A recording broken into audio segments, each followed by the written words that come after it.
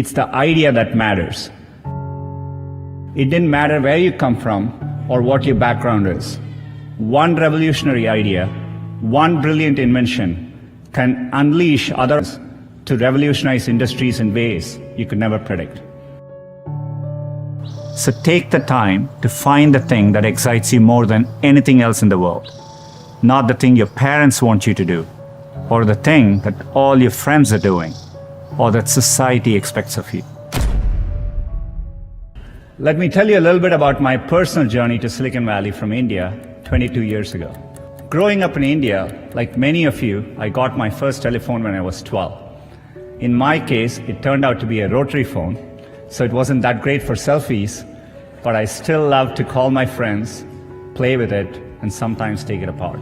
That telephone cemented my fascination with technology. I remember in my parents' house in Chennai reading about the invention of the transistor at Bell Labs. Of course, that initial invention helped found what became known as Silicon Valley, and out of that came companies like Fairchild Semiconductor and Intel and all the computers and software that we all use today. You can draw a direct line from that invention to the technology that powers your Twitter feed or your WeChat messages today. I remember reading about that and thinking, it's the idea that matters. It didn't matter where you come from or what your background is. One revolutionary idea, one brilliant invention can unleash other entrepreneurs to revolutionize industries in ways you could never predict. In India, another early and insightful decision was to create the Indian Institutes of Technology. These are leading engineering and technical institutions that are government supported. I still vividly remember as a teenager jumping onto a crowded train at Chennai and traveling for 24 hours to attend my school at IIT Kharagpur. And that opportunity changed the course of my life. These institutions, over many decades, have played a huge role in creating generations of skilled entrepreneurs in India. The people who built the transistor in many ways enable the entrepreneurs who are using incredible processing power to analyze data and diagnose cancer.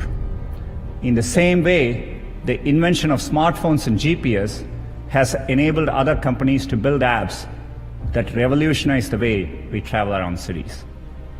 That's why I came here. I had a deep desire to be part of this exchange of ideas, this community of entrepreneurs. And coming to the global hub where this was all happening, I felt welcomed and embraced.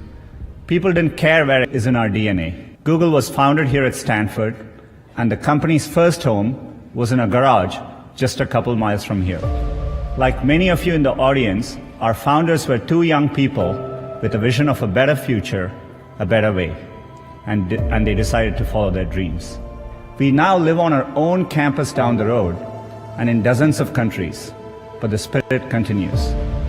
In fact, our most popular products, almost all big ideas that small entrepreneurial teams dreamed up and made happen. Gmail started with one person's passion to reinvent email. Today, it has over 1 billion monthly active users. Our browser Chrome, a small team's obsession to bring a faster, more secure web to everyone, now has over 1 billion monthly active users. Cardboard, our virtual reality viewer, two engineers in our Paris office had an idea of what's possible with a piece of cardboard and a phone. Now more than 5 million viewers are taking people to new worlds. Using Cardboard, teachers can take their classes on virtual field trips from the Great Barrier Reef to Machu Picchu. First Lady Michelle Obama made this part of her Reach Higher Education initiative. More than 1 million students from 11 countries have gone on virtual field trips. And today, we are making Cardboard available to LGBTQ centers around the world, so people who cannot physically attend Pride parades and festivals this weekend can still have the Pride experience. All of this came from two engineers in Paris' bright idea. We don't know what's next or where it'll come from, but we know that the barriers to entrepreneurship and to bringing ideas to global audiences are tumbling. People working anywhere in the world, born anywhere in the world, can create a product and make it available to anyone in the world. There are many countries helping to create positive environment for their entrepreneurs. At Google, we are committed to playing our part to foster the next generation of entrepreneurs. Our Google for Entrepreneurs team has established a number of campuses. These provide space for entrepreneurs to build and work together in major tech hubs to take their ideas and go global. We have opened campuses in London, Madrid, Sao Paulo, Seoul, Tel Aviv, and we look forward to reaching new cities in the future and perhaps welcoming some of you to drop by. Google tools help businesses launch and grow every day. More than 30 million small businesses globally rely on at least one Google product to find customers, to grow, and to be productive.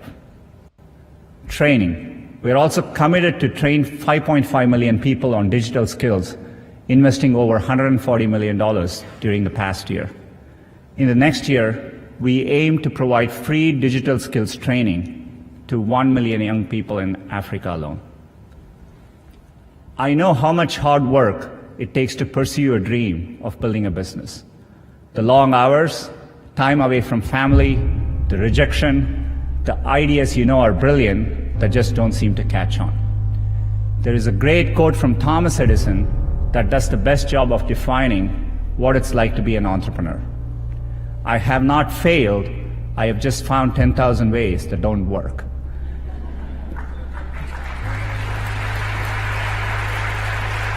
Everyone here is part of a tradition that stretches all the way back to Edison and up to companies like Google today. It's about more than building apps to make money. It's about transforming industries, creating millions of jobs, curing diseases, fighting global warming, and making our schools richer environments for our children. And I hope you find the summit invigorating and that when you get home, it encourages you to continue building. You will prevail. The reason I know you'll prevail is because so many others have done it before you. The long arc of history tells us we have every reason to be hopeful. So be hopeful.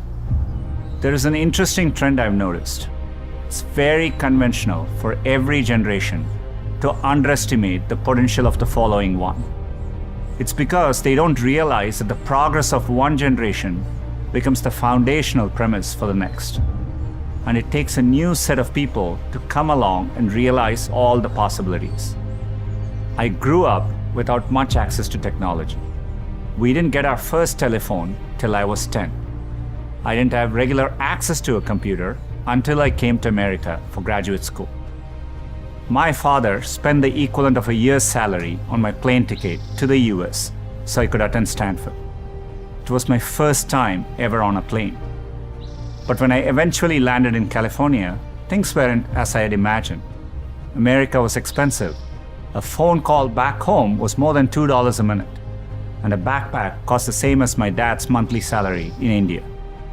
And for all the talk about the warm California beaches, that water was free. I didn't have access to computing growing up, and once I got access to it, it changed my life. And so I've always been interested in, this is why we work on affordable Android smartphones or Chromebooks, and being able to reach everyone, I think it's a foundational part of what we do. Inspired by the wonder that first browser created in me, I led the effort to launch one called Chrome in 2009 and drove the effort to help Google develop affordable laptops and phones so that a student growing up in any neighborhood or village in any part of the world could have the same access to information as all of you. Had I stayed the course in graduate school, I'd probably have a PhD today, which would have made my parents really proud. But I might have missed the opportunity to bring the benefits of technology to so many others. And I certainly wouldn't be standing here speaking to you as Google's CEO. Another thing I've noticed over time is you will have many opportunities to reinvent yourself. And so I think, it's worthwhile taking risks and trying to do something you're really, excited by. And if the first attempt you don't do it, you can try again, and things tend to work out in the long run. In Silicon Valley, part of the reason so many people start up a company is, starting up a company and even having failed, you can wear it like a badge of honor, right? And I think that's important. Culturally, risk is rewarded. I remember when I started working at Google, if I went and people were discussing ideas, the other people who heard the ideas try to build on those ideas. They encourage you. So it's a culture of optimism. It's a culture of risk taking, and I think that's really important. So, move forward would be for me. If I look at what is needed to solve the next generation of problems, creativity is an important attribute. I think so. Encouraging more creativity through the educational system. Today, I do think our educational system values, rigorous academic knowledge over necessarily, being more creative in how you approach education. I think that's important. Another thing I would say is, and I think I've seen it in the best schools in the US, etc. It's what I call it's very experiential, very hands-on. People learn how to do things by doing them, and not just by learning about them, right? And I think that's a big difference. So, to me, so allowing a system in which there's a lot more creativity, learning how to get things done by hand, and so much more of a project-based experiential learning are all, I think, trends which the Indian educational system needs to adopt. And I also think it's important to teach students to take risks, and and making sure the system doesn't penalize for you to take risks, and if you're different. And so those are all attributes which I think are important. When I see entrepreneurs here, they seem no different to me than the kind of people I meet in the Valley. So intrinsically, I think India can do the same kinds of things. And as the internet becomes more mainstream, people feel more confident. You have a much larger domestic market to tackle. That'll give you the confidence to tackle not just a local market, but global problems as well. So I think we're very well positioned.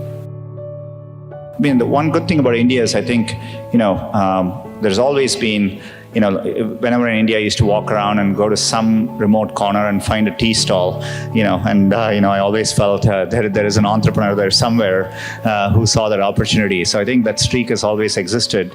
But I do think this generation, to your earlier point, I think is less, afraid to take risks and follow a conformist path, which is good. You always, if you feel very comfortable in what you're doing, I don't think you're pushing yourself enough. And so I think you always want to strive to be in environments where you feel the people around you are a little bit better than you are. There are definitely at times, I've worked with amazing people at Google. I've been in a room where I felt, look, these people are better than me at what they're doing. And when you work with really good people, what you just described is it's a natural feeling to have. In fact, at Google, we talk about this for many new people. Sometimes they come into Google, and we have a phrase for this. We call this the imposter syndrome. People commonly say, well, I don't belong here because people around me seem very good. And I think any elite institution, I'm sure it's true at IIT here, you're always surrounded by very good people, and I think there are moments when you feel what you just described. Yeah. I think it's natural. If anything, I would say you almost always want to feel that all through your life, because that means you're working with people who are very good, and and that's really important. So people explore different things and find what they're really passionate about. So I think those are all good things to aspire to. I think I would like to see people value creativity, value experience of doing things, taking risks, and academics is important, but it is not as important as it's also made out to be. I think people should be encouraged to take risks a little bit more and try different things till they find what they like doing. I think that matters a lot. So that's the bar. So anything we try to do, we think of it that way, and so we aim high. And you want to aim high enough that you fail, a few times. I think that's the natural part of the process. In fact, Larry used to say, if you work on really difficult things, you're better off because you have no competition. Others aren't working on that difficult a problem. And even if you fail, you end up doing something great in the process. And so I think that's the philosophy which has guided us all through these years. In Silicon Valley, part of the reason so many people start up a company is, starting up a company and even having failed, you can wear it like a badge of honor, right? And I think that's important. Culturally, risk is rewarded. So it's a culture of optimism. It's a culture of risk taking, and I think that's really important. So I think part of the problem is in India, the potential is there and the market is developing. I think it'll take a few more years for it to fully realize the potential. And so I'm absolutely confident of it. I think there's a timing issue, but I think we are growing well as a country. I think we need to stay at it, continue doing all these things, and it will take a few more years and we'll get there. The trend lines are strongly in the favor. I think every year I can see the rate at which things are changing. So in about 3 to 4 years, I'm pretty convinced, at least in a 5 to 10 year time frame, that there will be big global, software companies coming out of India, and we will be very used to it. I know how much hard work it takes to pursue your dream of building a business. The long hours, time away from family, the rejection, the ideas you know are brilliant that just don't seem to catch on. I'm absolutely convinced that India will be a global player in the digital economy, and it'll be competitive with any country in the world. So I've always felt that, and I think you have all the foundations. I've said this before, when I interact with startups in India, I find them world-class in terms of how they approach things, the entrepreneurs I run into, how they build products, and so I'm absolutely confident of it. There are many, many different ways you can approach things, and what matters most is loving what you're doing and trying to do well at it. So I think it's important to follow your dream and do something which you're excited by. So I think if you follow your heart and do what you like, you will always do much better. And so I don't think it matters that you're an engineer or you're in science, or it could be in any field. We're all looking to you. The world is counting on you, and we can't wait to see what you build next. I know you're getting